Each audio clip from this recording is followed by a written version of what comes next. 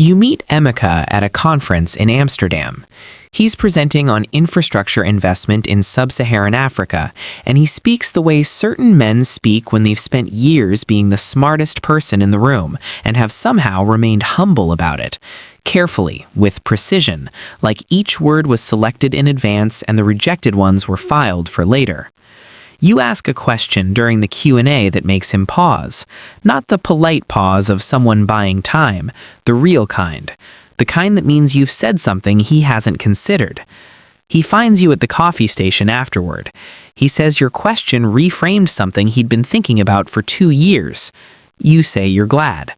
He asks if he can buy you a terrible conference coffee and continue the conversation. You say yes. 3 hours later, you're still talking and the coffee is gone and the conference has effectively ended without either of you noticing. You date for 2 years across 2 continents, Amsterdam and Lagos, WhatsApp and time zones, flights that feel too short and goodbyes that feel too long. Emeka is patient and funny and quietly certain about things in a way that makes you feel, for the first time in your adult life, like the ground beneath you is solid. He calls you every evening at 9, not sometimes, every evening at 9. The consistency of it is its own language. You learn to speak it. When he proposes, he does it in your mother's living room with your family present because he says a decision this important should be witnessed by the people who made you. You say yes in front of everyone, and your mother cries, and Emeka holds your hand with both of his and looks at you like you're the answer to something he's been asking for a long time. Then he tells you about going home. Home is Auca in Anambra State. Home is a compound in the traditional sense, not a building, a world. His father's house and his uncle's houses arranged around a shared courtyard, connected by footpaths and obligation, and a web of relationships so dense it has its own internal weather. His mother, whom everyone calls Mama Emeka, has been the anchor of that compound for 35 years. His eldest uncle is the family head. There are aunts, cousins, grandmothers, neighbors who are family by proximity and repetition, if not by blood. There are expectations. There are roles. There is a specific order to everything, and the order is not written down anywhere because it doesn't need to be written down. It is understood. It is the water. Everyone in that compound swims in it. You are not from that water. The introduction ceremony takes 3 months to plan and 2 days to perform. You've read about it. You've watched videos. Nothing prepares you for the lived experience of sitting in a compound under a canopy with 50 people looking at you with the focused energy of people evaluating an investment. Because that's partly what this is. You are being assessed. Your family is being assessed. The way your people carry themselves, the quality of the drinks they've brought, the care in the fabrics, the number of elders who showed up. All of it is being read and filed and discussed in conversations you are not part of, but which will determine, in ways you won't fully understand for years, how you are received. Emeka's mother looks at you for a long moment when they bring you before her. She doesn't smile the way you expected. She looks. She takes her time. Then she nods once slowly and says something in Igbo that makes the aunts around her relax visibly. Emeka translates later. She said you have the eyes of someone who pays attention. You take that as a good sign. You are partially right. The relocation happens 6 weeks after the wedding. Emeka's work keeps him in Lagos most of the week. The plan is that you'll spend time in Alpas settling in, learning the house, building the relationships. The plan sounds reasonable in Lagos. In the compound, the plan reveals itself to be something else entirely. The plan is that you will be present and available and learning and visible from 5 in the morning when the compound wakes until the last elder retires at night, and that the quality of your presence and availability and learning and visibility will be constantly, quietly, thoroughly evaluated. Mama Emeka operates with a gentleness so absolute it functions as authority. She never commands, she suggests. She never corrects openly, she redirects. When you serve palm wine and pour from the wrong side, she doesn't say anything to you. She says something to the air in the room, slightly amused, like she's remembering a story, and the aunts laugh softly, and you understand that the lesson has been delivered and received, and the only remaining question is whether you'll implement it without being asked again. You implement it. The kitchen is the first territory. In the compound kitchen, there is a sequence. Who lights the fire? Who washes the yam? Who stirs the soup? Who seasons and who does not season without permission? The soups, ofe onugbu, oha, egusi, each have a method that belongs to this family specifically, small differences from the general recipe that are the culinary equivalent of a surname.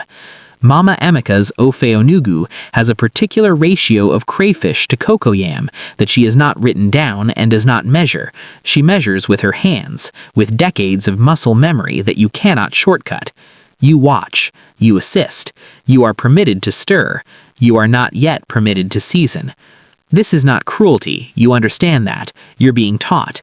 The patience in the teaching is genuine, but there is a difference between being taught a skill and being taught your place, and in this kitchen, in the early months, the two lessons are being delivered simultaneously. The mornings begin before sunrise. The compound has a rhythm older than anyone currently living in it. Sweeping happens before the dew lifts. Water is fetched. Fires are started. The day is organized around its responsibilities before most of the world has opened its eyes.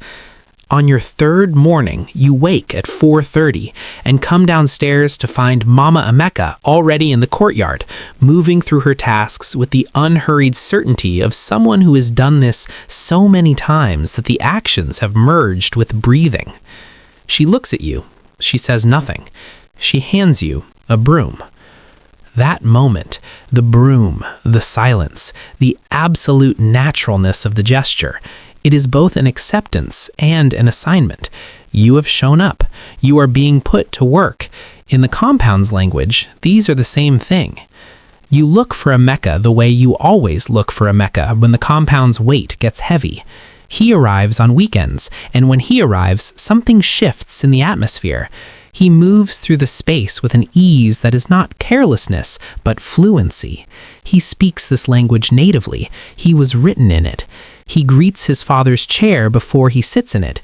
He knows which uncle to approach first and what tone to use, and which conversation to have in Igbo and which in English, and when to be son and when to be man. You watch him become three-dimensional in a way that his Lagos self, for all its warmth, was not. And then Sunday evening comes and he packs his bag. You learn not to let your face show what it shows when he packs his bag. You learn this because you showed it once, early on, and Mama Emeka was in the doorway, and her eyes registered it, and the next morning she sat with you at breakfast and told you, in that gentle voice that carries the weight of everything unsaid, that a good wife holds the home while her husband builds outside it. She said it as comfort. She said it as instruction. She said it as the oldest story in the compound, the one that predates her and will outlast her, the one that every woman in that courtyard has been handed and carries and has perhaps forgotten was ever a choice. You sit with it. You don't argue. You are learning, among many things, that argument is not the available tool here. The available tools are patience, presence, and the slow accumulation of trust. You understand this intellectually. You feel, in your body, at 4 a.m. with a broom in your hand, something more complicated. Months pass. Your Igbo improves from non-existent to functional to, eventually, conversational. This changes everything. Language is the door, and the compound has been waiting to see whether you would find the handle. When you begin to understand the jokes, when you begin to respond in Igbo to the aunts who tested you with rapid questions they expected to go over your head, when you greet Emeka's grandmother with the correct formal honorific and she clutches your hand and speaks to you for 20 minutes straight about her childhood, the compound's relationship to you shifts. You are no longer the project. You are slowly becoming the person. Adeze, Emeka's younger sister, is the one who explains things to you plainly. She's 32, lives in Enugu, comes home for every significant event and some insignificant ones because she loves the compound in the uncomplicated way you can only love something you were not required to perform for. She tells you that Mama Emeka cried for 2 weeks after Emeka told her he was marrying someone from outside, not because of you specifically, because of what it meant for the compound, for the language, for the thread. Adeze says she loves you now, she just needs you to understand what she was afraid of losing. That sentence reorganizes something in you. You had been reading Mama Emeka as control, and she is control in the way that any force strong enough to hold a world together is also a force that constrains. But underneath the control is a woman who watched modernity take her children to Lagos and abroad and into lives she barely recognizes, and who looked at this compound, 4 generations of history, language, practice, meaning, and understood that it survives only if someone tends it, and she needed to know that you would tend it. You are not sure you signed up to be a tender of someone else's world. You are not sure you weren't. The pregnancy changes the compound's atmosphere the way rain changes humidity, suddenly, completely, and in a direction that makes everything feel more itself. Mama Emeka's authority acquires a warmth so concentrated it's almost unbearable. She is everywhere. She has opinions about every meal, every position you sleep in, every person who visits and how long they stay. There is an elaborate set of practices around pregnancy in the family. What to eat, what to avoid, which prayers, which women are allowed in the room for certain conversations and which are not. You do not agree with all of it. You agree with more of it than you expected. Your daughter is born on a Thursday, which Mama Emeka announces is a powerful day. The compound fills with people before you have had time to sleep. Your mother-in-law holds the baby and speaks to her in Igbo for a long time, low and private, like she's passing something into her. You watch and do not interrupt. There is a name from Emeka's father's mother's lineage, Chisomaga, that the family wants. You had chosen something else. You hold your preference and the family's preference in your hands, and you look at Emeka. He looks back at you, and for the first time since Amsterdam, he does not immediately move to smooth things over. He waits. He lets the moment be what it is. You say, Chisomaga is beautiful. Can we call her Chisom? Mama Emeka says Chisom is fine. It is the first negotiation you have won in this compound, and you win it not by pushing, but by finding the shape of a compromise that lets everyone keep something. Adeze, Emeka's younger sister, watching from the doorway, catches your eye and nods once. It is the nod of a woman who has been watching you learn the language for a year and has just seen you speak it. There is an evening, 8 months after the birth, when Emeka is home for a long weekend, and the compound is quiet in the particular way it is quiet after a gathering, a little spent, a little warm, residually full of people who have gone home. You are sitting in the courtyard with Mama Emeka, which happens now with a regularity that still surprises you. Chisom is asleep inside. The air smells like wood smoke and the particular wet earth smell of evening in Anambra. She asks you, in Igbo, whether you're happy. Not whether you're managing, not whether you're adjusting, whether you're happy. You think about it honestly. You tell her in Igbo, haltingly, that you are not always happy in the way you were happy before, that some parts of yourself feel like they are living in a box somewhere, waiting for permission to come back out, that you love Emeka, and you love Chisom, and you are learning to love this compound in the complicated way you love things that have changed you without asking. She is quiet for a long time. Then she tells you something you will think about for years. She says that the compound takes from you and gives to you, and what it gives is not always what it took. And this is not fairness. It is just what a living thing does. She says she does not know if it is worth it. She says she decided a long time ago that the question of whether it was worth it was less important than the question of what she was going to do inside it. She says she chose to build because building was the only thing that made the loss feel like it had a purpose. She has never spoken to you like this before. You understand that this is not a new version of her. This is the version she keeps for conversations that have been earned. You, apparently, without knowing the test was running, have passed something. Emeka finds you both there when he comes outside looking for you. He sees you both in the courtyard in the dark, talking in Igbo, and something moves across his face that is not quite an expression, it is more like a held breath releasing. He pulls a chair close and sits beside you, and his mother begins talking about something else entirely, and the courtyard holds all three of you in its quiet, and the compound breathes around you in the dark, old and demanding and alive. You are not the woman who walked into the conference in Amsterdam. You are not the woman who arrived at this compound with 2 suitcases and the confidence of someone who had never encountered a world that didn't eventually adjust to her.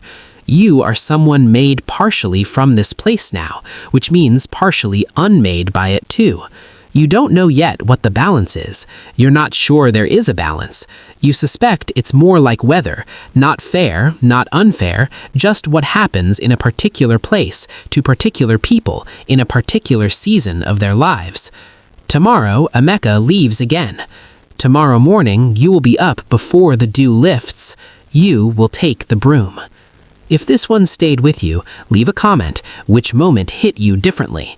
The Yome dynamic in traditional Igbo families, like in many traditional family structures worldwide, is real and ongoing, and far more complex than any single story can hold. Hit subscribe, there's more coming.